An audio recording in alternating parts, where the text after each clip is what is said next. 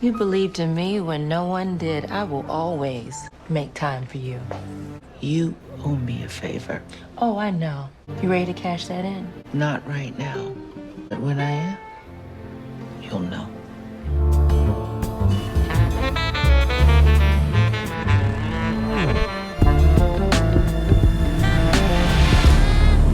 What's up, YouTube? It's your boy Mark Dark, and I'm back with another video. If you're new, if you love the Shy, go ahead and hit that subscribe button, like the video, and leave your theories, comments, everything down below. Now today, we're going to be talking about the Shy Season 6, Episode 5. This is the recap. Now I'm going to try my best to focus on all the key points in this episode. If I miss anything, you guys let me know down below. And man, this was a good episode in my opinion. We got the prom. Everybody was kicking it, having a good old time. And also in this episode, we saw a lot of tension, a lot of heated arguments. Your boy Duda, he was on one. I asked you guys last night, what do y'all think about Victor? I mean, I think he was flat out stupid by telling Quincy that intel as far as him helping Duda get rid of Q's body. Like, come on. Like, why are you telling this dude this information? Like, it's plain stupid in my opinion, but it seems like things are heating up. Alicia, you can tell she is getting ready to make her move. We know she has Bianca in her back pocket, and eventually she's going to cash in that favor. The question is, can Duda really trust Bianca? Because I believe she's going to give Alicia that intel that she needs, and then once that happens, it's pretty much over. Because y'all know Duda did, pretty much tell Bianca that he did take out Q. So it's about to get crazy, y'all. I mean, Duda was all over the place, pissing everybody off in this episode once again, putting the strap to Emmett. And of course, pissing off Rob and Tiffany. I mean, there was a lot going on. And y'all know Jamal, he pissed off. I'm pretty sure he's going to have another conversation with Bakari. And this time around is not going to be nice. I'm expecting him to put them hands on Bakari. Probably in the next episode. You already know it's about to be some action popping off. And speaking of action, I got that feeling that Rashad, putting those guns in the wall, most likely is going to backfire. I believe Deja will break up with him once that is revealed. So it's just a matter of time before that happens. But we're going to hop right into this recap. As I told you, I'm going to try to focus on the key points. If I miss anything, you guys let me know down below. So what did we see in episode 5? Now the episode starts out with Emmett and Kevin getting ready for the prom, try to make sure that he's fitted just right. Kevin does tell Emmett that he has an opportunity to go and move to LA. He has a sponsorship. He's just trying to decide if he wants to take it. Now, Emmett, he was like, man, you might as well just stay in Chicago. He don't want him leaving. He feels like he needs to stay there. I mean, Chicago is a good place, so he could just be there and, build his career. I'm thinking like, if the money is good, I'm young, I might as well take the risk. You know what I'm saying? I would have been up out of there and at least tried it out. You know what I'm saying? If I mess up, I can come back home and restart or whatever. Kevin is still young, but he hasn't made up his mind yet, at least in the episode. But we know by the end of the episode, he will end up taking that opportunity. What do you guys think about that? Now, Duda, he is allowing Bakari to use this car for prom. You know what I'm saying? And it's sweet, y'all. And Bakari is happy as hell, but Duda is telling him, look, I need you to do something for me. You were supposed to find somebody to hold these guns, but you didn't do it. We know Rashad was supposed to hold them. At least that was the game plan. But Rashad said, hell nah. Now, Bakari is telling Duda, like, look, he's going to take care of it. He's going to go and talk to Rashad once again. And we know this time around, Rashad and that life-altering decision will be made. I'm looking like, man, I would never have, put the guns there. You know what I'm saying? Especially seeing how that's not even your spot. Y'all know Deja, she gonna be pissed off, but hey, it is what it is. Now, Papa asked Kenya to the prom, and I told you guys in my final predictions video, I thought she was gonna say no just based off those trailers and those pictures that we saw, a while back. I didn't see her in any pictures, so I was like, okay, she's gonna say no, but she said yes. The sad part is we learned later on in the episode, she told him she couldn't go because of an emergency. So I knew she wasn't going to go. It's just that she ran into some problems. But man, your boy Papa was shook, or at least surprised, when he saw that Kenya had a baby. Now Keisha gets some bad news. Her job, they got some budget cuts, and seeing how Keisha be coming in late and then leaving early every now and then, they have decided to just let her go. And I was like, man, they just gonna let her go. She really liked this job, man. She really liked, teaching these kids, and she was good at it. And she was real hurt from this, but this is the cold reality of this world. They don't give a damn, y'all. I'm telling you right now, they will let you go just like that. As I told you, they expect you to give them 2 weeks, but they will drop you like a fly. Now, we get to your girl Tiffany. She goes to meet up with Cairo, and Dante, he is there as well. And then all of a sudden, somebody steals her car. Well, we already know who that somebody is. It's Zay and your boy Duda. They knew what they was doing, talking about it was a mistake. Like, really? Y'all know what time it is, because y'all know Emmett was the one that helped get her this car, and this was all a part of a game plan to probably piss Tiff off, in my opinion, especially since Tiff wants to eventually leave Duda 100% and grow her own product. Duda probably don't like that. I mean, let's just be honest now. We know Rob tells them, look, y'all gonna cash us out for breaking this window, and Duda said that's what we not gonna do, telling him he can take it off the next drop. So it's going to continue to be problems between all of them. I'm telling you right now, Duda, he bet not underestimate Rob, because he's getting pissed off. And you already know he's thinking that Duda most likely has something to do with his Uncle Q. Now, Dante is there. He was walking with Duda at first. He was all smiling. And I'm looking like, okay, so what the hell are you doing? You know what I'm saying? Now, Dante, he was actually trying to help Tiff out. He was the one that led them there. And we know Duda said, look, why are you here? I don't know why you trying to play Captain Save-A-Ho, right? So Dante's like, look, I knew it was you because it's entirely too many cars coming up missing. Y'all too hot. Y'all doing entirely too much. But Duda, he doesn't want Dante getting into his business, especially over Tiffany. So I got that funny feeling that something may happen to Dante down the line. I would not be surprised if Duda will try to set an example by taking him out. You guys let me know what y'all think about that. Now, Emmett, he goes to Tiff.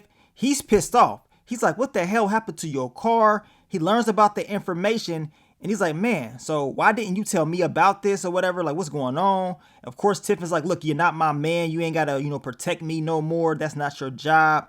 But you already know Emmett, he wants to go and have a conversation with Duda. And when he does, it doesn't end in the way he thinks it's going to end. Now, Bakari and Lene are having a conversation and he wants to take her somewhere after the prom. She's liking the new car. And he tells her that he loves her. So she tells him the same thing back. So it really does seem like these two are getting real close. But we know Lene's brother Jamal, he wants to have a conversation with Bakari before the prom. Now Keisha tells Emmett that she lost her job and she's very upset because it's like one of the only things that gave her purpose.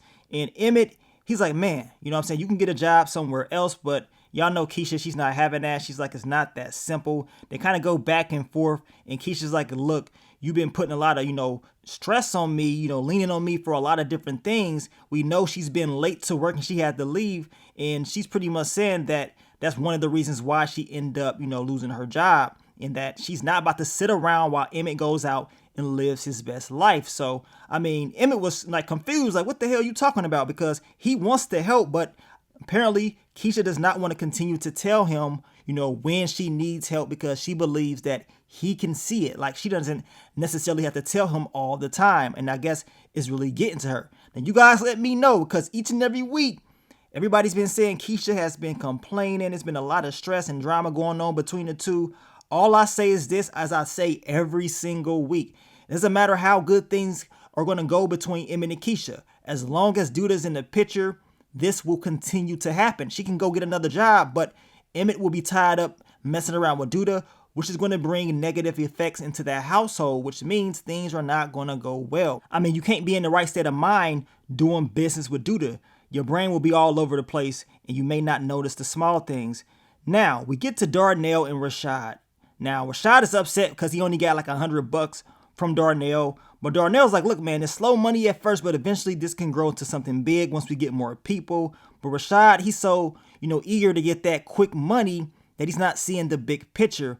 And I'm thinking like, dude, take this $100, go to Smokey's, work there part-time, whatever.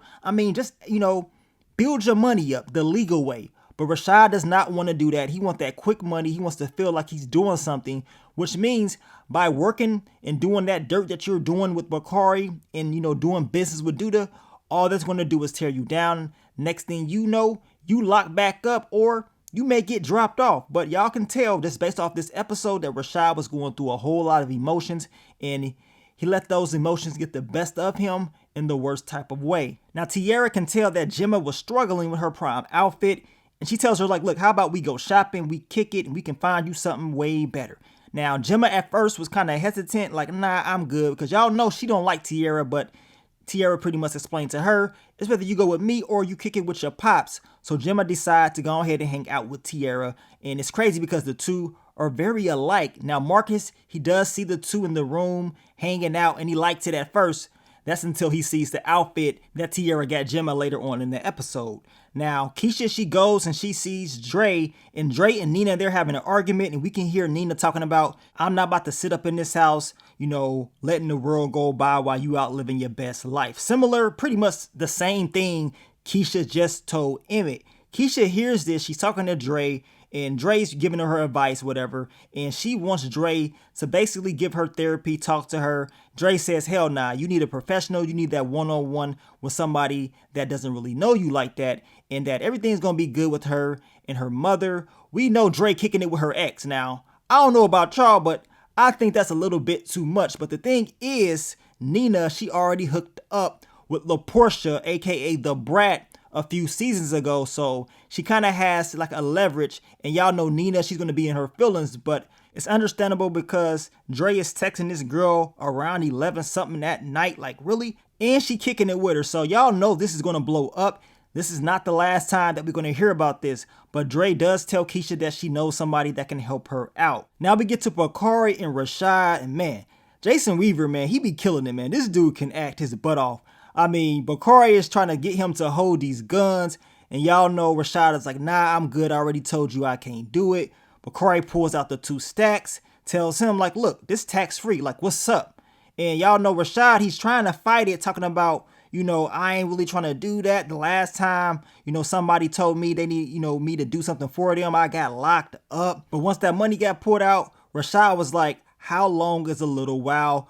Bakari said not long. He still ain't giving you the amount of time that you're supposed to hold these weapons. So he ends up agreeing on doing this, even though he knows this is wrong, right? And y'all know Deja gonna find these guns. Now, I thought this dude's gonna find somewhere else to put these guns. This man pulls out the vent off the wall, puts the guns in the wall, y'all. I mean, hey, it is what it is. I will say this. This hiding spot is better than Emmett's hiding spot. I don't understand what the hell Emmett had in his mind, but that was just flat out stupid. But we know Rashad about to be holding these guns for a while. You know what I'm saying? When a black person tell you not long, or they tell you I'll be there in about 15 minutes, we know that 15 minutes is really about 2 hours. So Rashad is screwed. We already know Deja gonna find them guns before Bakari even thinks about coming back to get them. Now we see Tierra and Gemma, and they having a good old time. Once Tierra finds out how Gemma met Jake and how she pretty much was messing around with Kevin, and then she, of course, homie hopped to Jake, Tierra's like, man, I knew I liked you. So like I say, these two are very alike in my opinion. Now we get to your boy Emmett. He decides to step up like a man and throw down. He decides to step to Duda and let him know, what was you thinking? Like, why did y'all go at Tiff? You know what I'm saying? I know y'all know that's her car because I got it through the dude that you hooked me up with. Like, what's going on? You know what I'm saying? Duda has to check him, talking about, well, Tiff already had 2 guys come with her, and she didn't have you come with her to try to do something about it because she knows you not about that life. Now, Emmett says, F you. You know what I'm saying? He was pissed off, y'all. Duda walked up to him, asking, what did he say? Took the strap out, put it to him, told him like, look, I would pretty much take your life right here. And then your sons will grow up with no daddy. And your moms will have to pick out a gray suit for you to wear. And your daddy, he be crying like a little old bee. And then he said, I will show up at the repass with a pinky ring and some gators. Man, that boy Duda, he ain't playing around. He put fear in Emmett's heart. I mean, come on. You can't talk to Duda. You can't go up to him, running your mouth. You have to show him. This is what Darnell did, talking to him. You cannot talk to a guy like him because all he's going to do is try to get back at you. He knows. The sad part is, in one of these episodes, I believe Duda, he's going to drop Emmett. And we know this just based off, I believe it was the official trailer. Emmett is definitely falling to the ground by the hands of Duda. Now, we get to Papa and Pastor Stanley Jackson, and y'all know the pastor is giving him some good advice about Prom and about just being a father, and Papa, just basically representing him when he steps out there.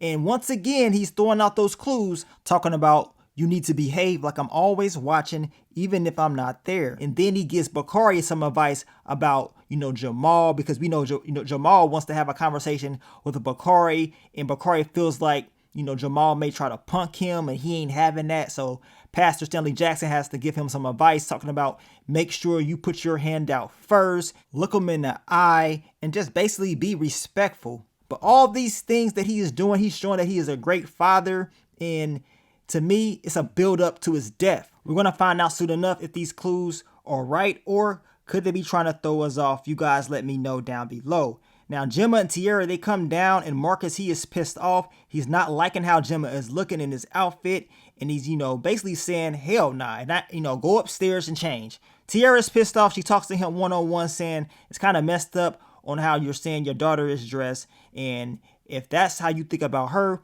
what do you think about me? Because we know Tierra, she basically dresses the same way. So Marcus can't really say anything. He's just looking there all shook. Now everybody meets up. They're outside taking pictures for the prom. Everybody has their date with them, but Papa, he doesn't. Kenya tells him she cannot go because she had an emergency and maybe they can just meet up after the prom. As I told you guys, we already knew she wasn't going to go to prom just based off the pictures that we were seeing early. Now, Jamal tells Bakari make sure his sister is good and that he does not drag her into any of his mess. Bakari shakes his hand and he pretty much takes Pastor Stanley Jackson's advice and everything went well. But we know by the end of the episode, it's going to be a different type of feeling from Jamal. And y'all know Bakari, he definitely is going to be upset just based off what he's been through. Now we get to Bianca and Alicia, and we learn that Alicia is a silent investor on Bianca's business, and basically she's not liking that Duda is coming there or whatever. She does not want any gang activity, any type of mess, violence or whatever at this business. And of course she does talk about her brother Q being taken out, and we know Bianca kind of, started to act a little bit funny, like she was annoyed by Alicia. But apparently Bianca owes Alicia a favor, and Alicia told her, yeah, you make sure you give me that favor and I will let you know when I'm ready to cash that in. And I'm gonna tell you right now, you already know Bianca, she gonna slip up. And I don't care if she did tell Duda about Alicia, being concerned that he be coming to that club or not. She gonna slip up. It's just a matter of time. That favor is definitely gonna get cashed in, and when that does, it's not looking too good for your boy Duda. Y'all let me know what y'all think about this.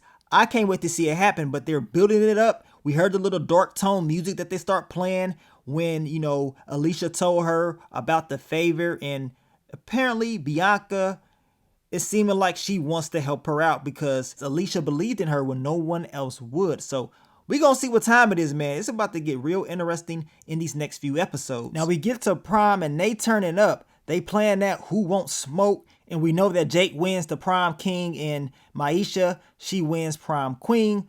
Kind of already saw some of this because the official trailer, they were showing us some of this particular scene right here, but they having a good time, man, partying. And even though it's acting, I'm gonna tell you right now, they was playing that music. You can tell they was really in there turning up, having a good time. I know they had a lot of fun. Now, Kevin tells his boys about the whole, game in LA thing, and he's thinking about moving. Jake tells him, go ahead and go. I mean, you may never get an opportunity like this in your life. We know Papa, he has some different feelings, but he tells him like, look, maybe you should be telling Maisha because we know Kevin, he didn't do that yet. So Kevin definitely has a huge decision to make very soon. Now, Quincy introduces everybody to his fiance, and it's DeAndre. The same DeAndre that be working with Duda as far as the whole real estate thing. The same DeAndre that helped Emmett and Keisha get that house.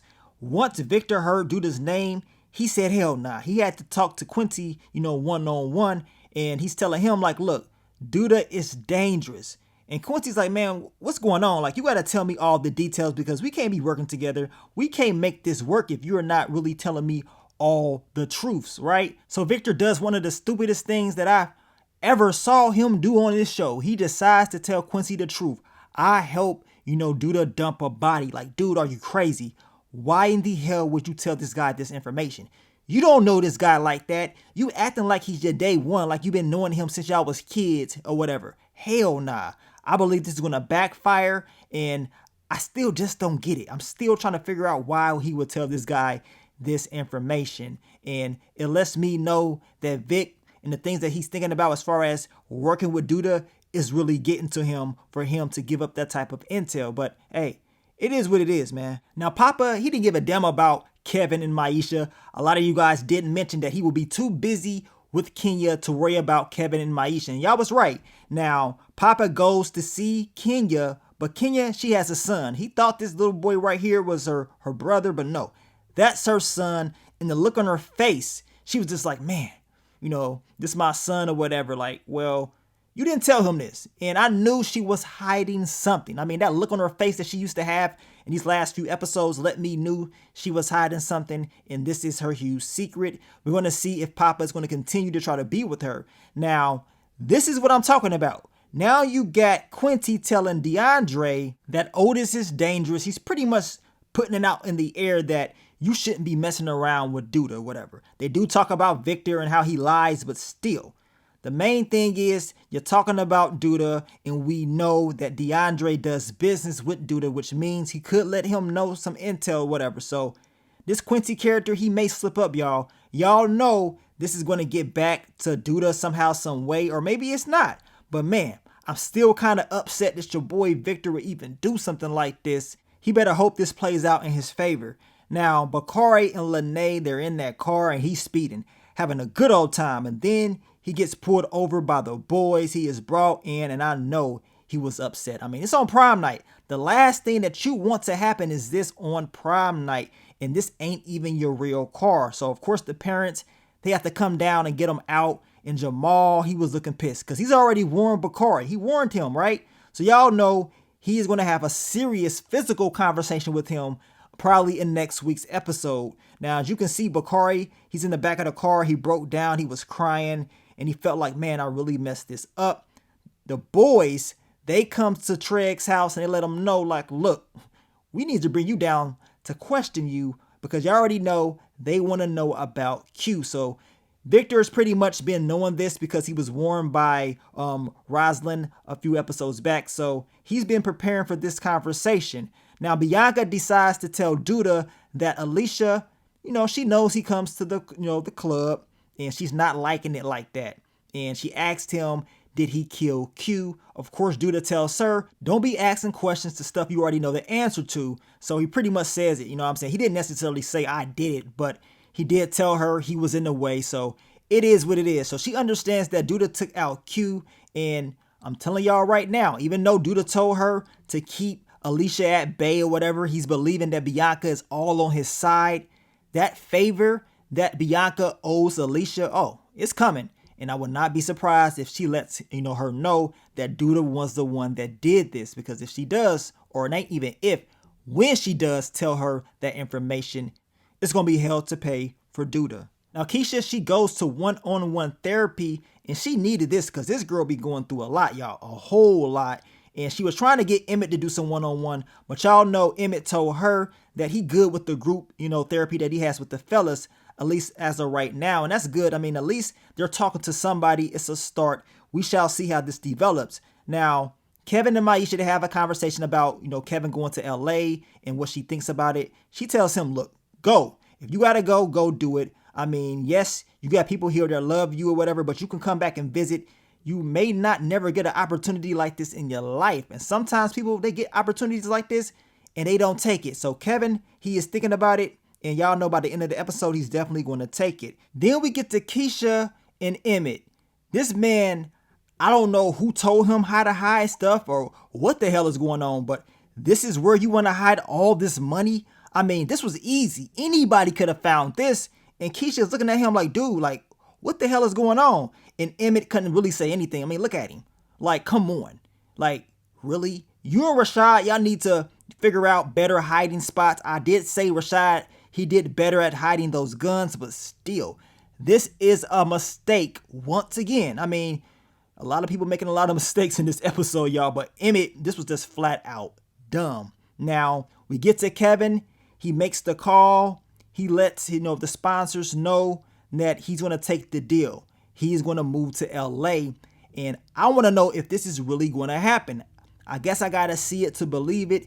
I wish the best for Kevin. This is a great opportunity for him. This would definitely change up his storyline. And hey, he needed.